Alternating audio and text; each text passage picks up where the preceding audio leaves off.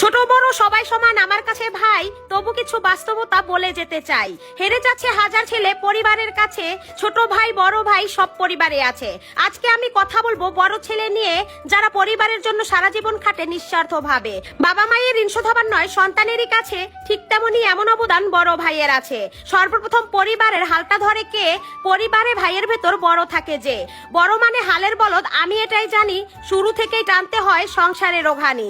পরিবারে অভাব অনটন দূর করতে হবে, লেখাপড়া কপালে নাই কাজ করতে যাবে। বাবার ইনকাম সীমিত থাকায় সংসারে থাকে টান, ছোট ভাই বোনের লেখাপড়া আর খেয়ে বাঁচবে প্রাণ।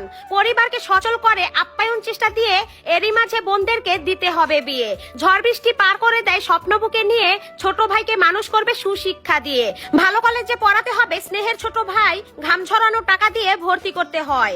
হালের বলদ বড় ভাইটা কষ্ট করে মরে, ছোট ভাইটা পড়ার টেবিলে লেখাপড়া করে। বড় ভাইয়ের এক জামাতে বছর শেষ হয়, ছোট ভাইয়ের অনেক থাকে, মা বাবারই মতো করে বুকে আগলে রাখে।